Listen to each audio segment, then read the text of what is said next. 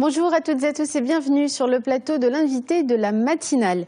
C'est donc cette année, en 2017, que le Maroc prévoit d'amorcer sa transition vers un régime de change flexible. Depuis 2007 et les premières réflexions sur ce projet de réforme, Banque El Maghreb a tenté de trouver les instruments d'analyse et de prévision notamment pour mener à bien cette transition. Pour bien comprendre de quoi il s'agit exactement et puis évaluer aussi les raisons de cette modification et ses conséquences macro et microéconomiques, nous recevons ce matin sur notre plateau Monsieur El Mehdi Fakir.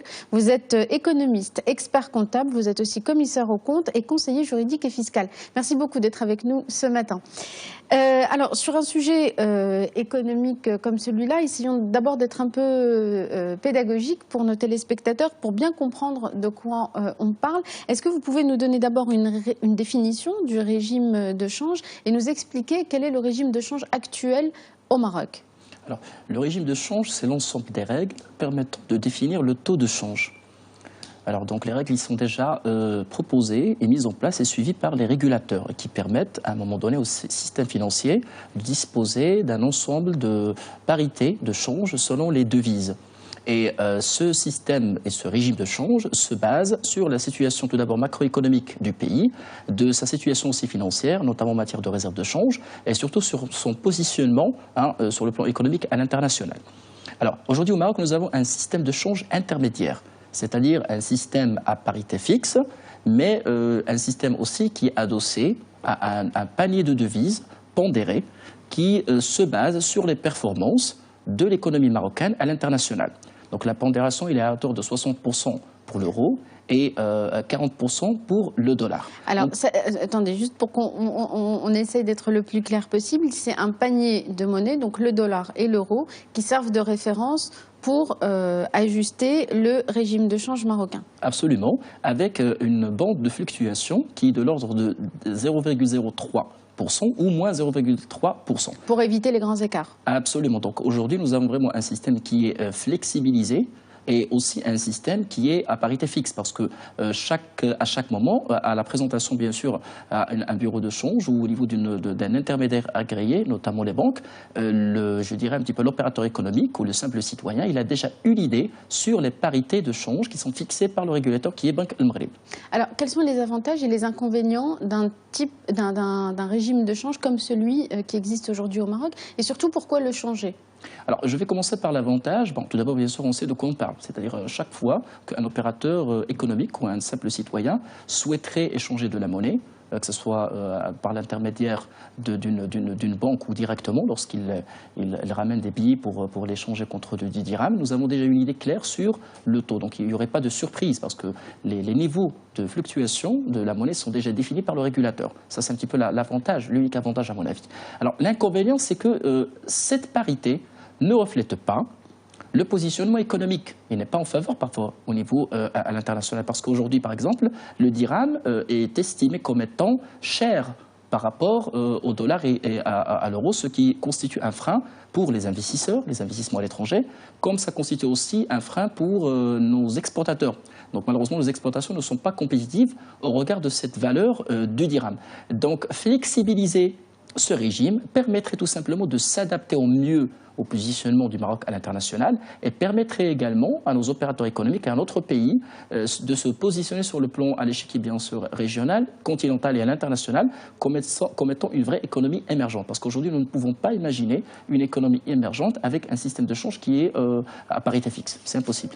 Et la conjoncture aujourd'hui nationale et internationale se prête à cette modification qui est donc qui va être entamée dès cette année ? Bon, je vais tout simplement dire oui, dans la mesure où le FMI comme Banque El Maghreb ont déjà mené depuis 2013 des réflexions, des échanges et un suivi de près de l'évolution de notre économie nationale. Et il a été décidé tout simplement d'initier le passage vers un régime de change flexible au regard du positionnement et des indicateurs macroéconomiques et surtout, je dirais un petit peu des bases solides de notre économie nationale. Donc effectivement, les crises sont là, les incertitudes sont là certes, mais le développement ne va pas attendre. Donc aujourd'hui, pour le Maroc, les ingrédients pour la mise en place d'un tel régime sont là. Et bien sûr, l'initiation d'un tel régime flexible dépendrait tout d'abord bien sûr de l'attitude du régulateur, mais également de la conjoncture actuelle qui est très favorable au Maroc, dans la mesure où nous avons des réserves de change qui sont à un niveau quand même, je dirais vraiment solide, hein, plus ou moins, dans la mesure où les prix du pétrole demeurent gérables, demeurent à un niveau vraiment qui est maîtrisable et maîtrisé. Donc c'est le moment ou jamais pour le Maroc d'initier cette réforme. Alors, je l'ai dit tout à l'heure en introduction, ce projet de réforme a été entamé il y a une dizaine d'années avec plusieurs phases d'analyse, de préparation. La mise en œuvre va commencer donc bientôt. Elle a déjà été lancée dès l'année dernière. Qui sont les acteurs associés à cette réforme? Qui sont les acteurs économiques qui sont en charge de décider pour ce régime de change et de mettre en place tout ce qu'il faut pour accompagner cette modification? Et ensuite, on verra le calendrier. Mais d'abord, simplement sur les acteurs économiques concernés.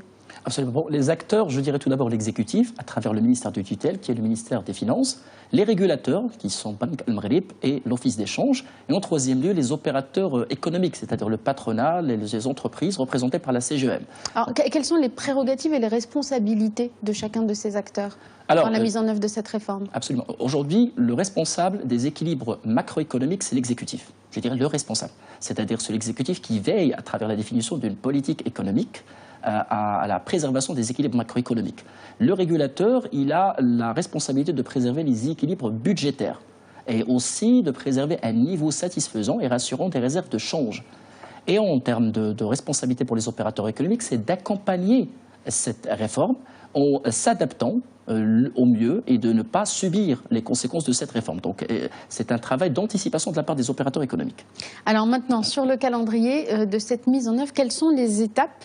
Parce que j'imagine qu'on ne peut pas changer ça sur un laps de temps très court. Il faut aussi voir les réactions du marché et de l'économie. Donc c'est quoi les étapes clés d'une transition vers un régime de change flexible? Tout d'abord, la toute première étape, nous sommes sur le point de la clôturer, qui concerne la sensibilisation tout d'abord des opérateurs économiques et des parties prenantes, et aussi la préparation. Comme vous l'avez si bien précisé, cette réforme a été initiée il y a de cela 10 ans. Elle a été accélérée à partir de 2013, donc les ingrédients, les études, les indicateurs ont été déjà bien préparés. En avril 2015, Banque Al Maghrib a dû même réaménager les paniers de devises. Donc les ingrédients pour commencer, donc la première phase a été pratiquement clôturée.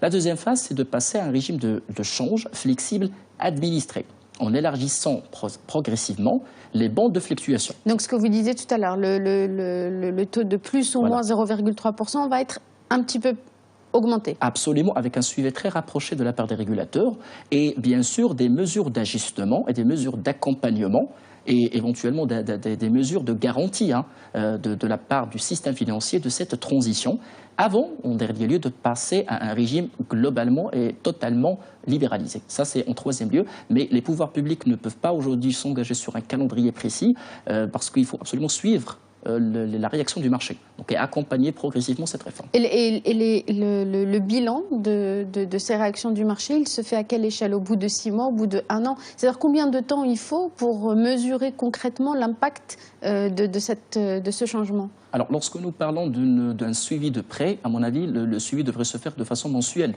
Mais n'oublions pas que chaque année, Banque Al Maghrib émet un rapport sur la stabilité financière du pays. Donc ce rapport, il devrait reprendre en quelque sorte le bilan d'étape. Mais le suivi de près, il devrait se faire au quotidien de la part du régulateur. Et on peut faire marche arrière si on s'aperçoit que les marchés réagissent de manière défavorable?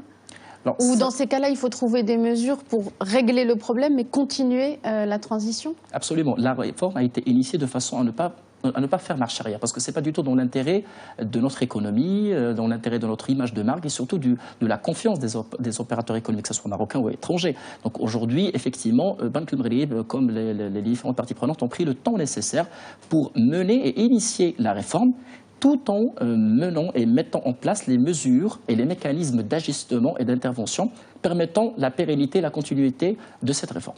Alors, juste une question avant de passer aux conséquences de cette réforme, question que beaucoup de gens certainement se posent. Est-ce que la modification du régime de change aboutit nécessairement à la convertibilité de la monnaie? C'est-à-dire, est-ce que automatiquement, en bout de chemin, le dirham pourrait devenir une monnaie convertible, ou est-ce qu'il y a des régimes de change flexibles où la monnaie reste non convertible? Non, aujourd'hui, l'objectif, effectivement, c'est de libéraliser notre régime de change pour qu'il soit totalement flexible. N'oublions pas que nous avons aujourd'hui au Maroc la Casa Finance City, qui est un hub régional. Donc aujourd'hui même, il faut... Et même continental. Absolument. Dans tous les cas, c'est son ambition. Absolument. Et n'oublions pas aujourd'hui que, parlons un petit peu des ingrédients, c'est que la quasi-totalité des opérations courantes sont pratiquement libéralisées d'un point de vue réglementation de change. Donc effectivement, c'est l'objectif du Maroc, c'est tout simplement de se positionner comme étant un hub financier. Et ceci ne pourra pas se faire avec un régime de change à parité fixe. Alors, il nous reste 2 petites minutes pour parler des conséquences de ce changement, à la fois macroéconomique et microéconomique. Il y a le taux d'inflation qui revient souvent dans les craintes qui sont avancées. Alors, quelles peuvent être ces conséquences justement de cette modification ?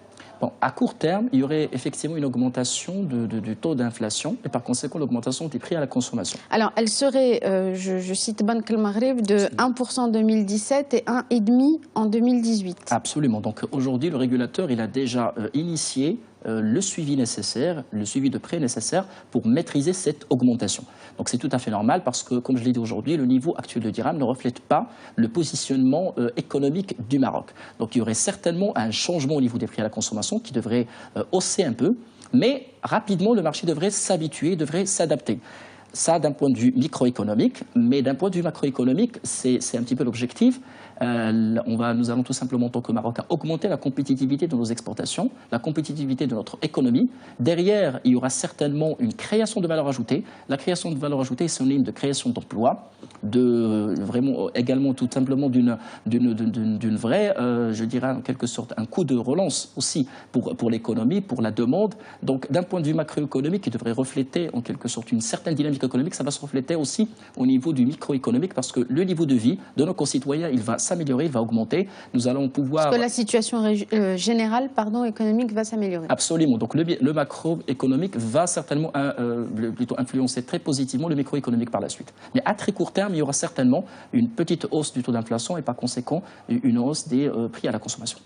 Merci beaucoup, Monsieur El Mehdi Fakir, d'avoir été avec nous ce matin pour nous parler donc de cette transition vers vers un régime de change flexible. Merci beaucoup. Merci à vous tous et à vous toutes de nous avoir suivis. Restez sur Medi 1 TV. Je vous souhaite une très bonne journée à tous.